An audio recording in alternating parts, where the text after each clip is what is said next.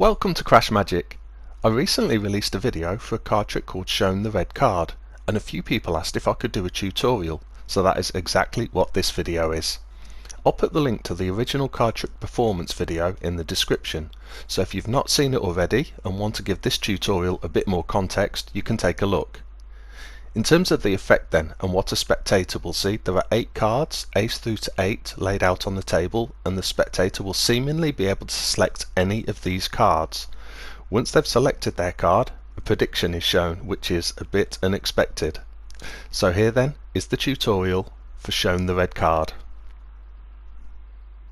So before we begin showing our card trick, we need to have written a prediction, and the prediction should be the red card, and the prediction will then be placed on the table during the performance and will of course be face down, before we'll finally reveal it at the end of the trick. We also need 8 cards, ace through to 8, and the ace, 2, 3, 4, 5, 6 and 8 should be black cards. I'm using clubs here, but you can use spades or even a mixture of clubs and spades, but the 7 needs to be a red card, either hearts or diamonds. So that's the faces of the cards. Now if we take a look at the backs of the cards, all the cards should be from your main pack with blue backs, apart from one card with a red back, and that card is the black 2, the 2 of clubs in my case. So 8 cards, ace through to 8, the black 2 should have a red back, and the 7 should be a heart or a diamond.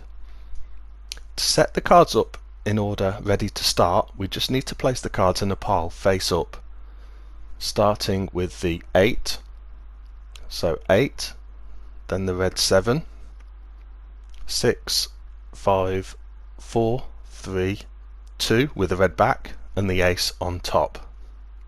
Now you can have these 8 cards together as a packet for whenever you want to perform this trick, or you can have them on top of the rest of the deck, which is quite nice because then you can leave the card box on show, which just subconsciously reinforces that this is a deck of cards with blue backs.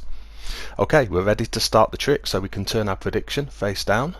As you introduce the trick, you can casually have the top few cards separated slightly so the blue backs can be seen. Just make sure that red card can't be seen down here though. And you can also turn the cards over and again spread the top few cards a little bit so it can be seen that they're all black cards. But I would never actually say out loud, here are 8 cards with blue backs that are all black cards. At this point you can just allow your spectator to make that assumption. Again, be careful not to flash the red 7. What you can say though is, here I've got 8 cards, ace through to 8, and then you're going to deal the cards down onto the table in a particular way. So starting with the cards face up, deal the ace face up onto the table to one side, and then you're going to turn the whole pile face down and deal the 8 face down onto the table next to the ace, and name the card values as you're placing them onto the table. So 8, then turn the pile face up again and deal the 2 next to the 8, turn the pile face down and name and deal the 7, so 7, turn the pile face up again, 3, turn the pile face down and deal the 6, turn the pile face up and deal the 4, and this is quite a nice moment because the spectator will be able to see the face of the 5, but then turn the pile, or the one remaining card, the 5, face down and place it here. At this point it's a good idea to remind your spectator where the cards are, so ace, 2, 3, 4, 5, 6, 7 and 8. Now if you remember, unknown to our spectator, we have a 2 here with a red back and a red 7 face down here.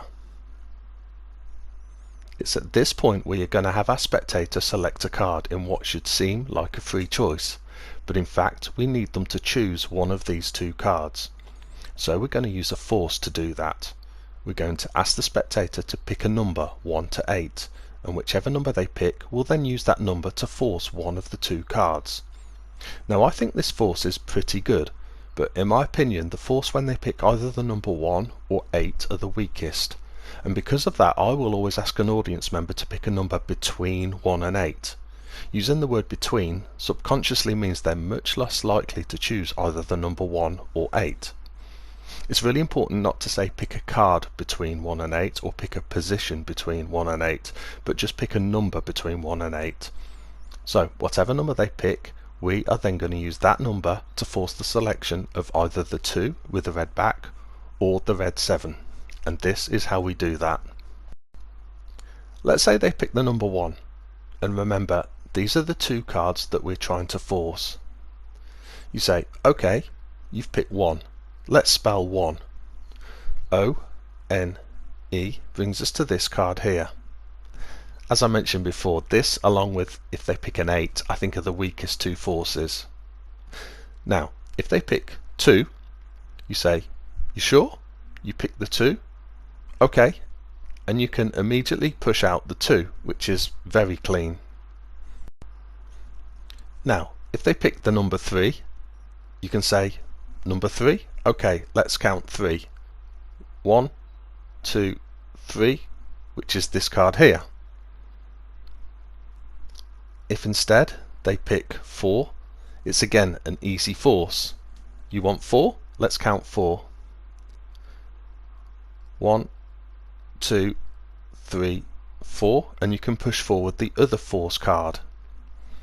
If they pick 5 or 6, we're again going to count the cards, but this time from the opposite end. So if they pick 5, we say, okay, you want 5, we'll count 5, 1, 2, 3, 4, 5, and push forward this card. Or if they pick 6, then you count 1, 2, 3, 4, 5, 6, and push forward this card. Now, if they pick the number 7, you say, are you sure you want 7? And then you remind them where the cards are, ace, 2, 3, 4, 5, 6, 7, 8. So they chose 7, so this is 7, and you push forward that card.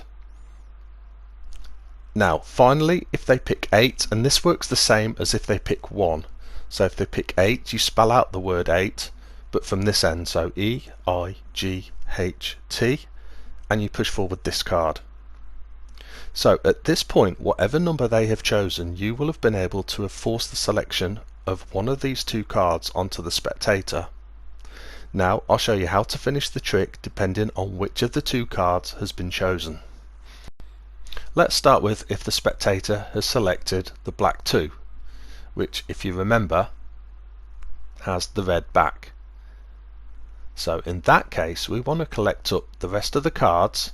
So starting with the face down cards and then the face up cards, and place them all face down so the backs of all the cards can be seen. But don't make any reference to how all the backs are blue, just make sure they can all be clearly seen. Remember, at this point your spectator has no idea about your prediction. They'll probably think the prediction is going to say something like you picked the 2. You can then turn over the prediction and read that it says the red card. You can now comment this makes no sense as all the cards are black, and the spectator will think this is referring to the face of the cards. But you can then reveal the kicker by turning over the 2 to show it's the only card with a red back. So that's if they pick the 2. But let's put the cards back as they were, and this time go through what happens if instead they pick the 7. The 7, which of course is red, but the spectator doesn't know this. We again want to collect up the rest of the cards.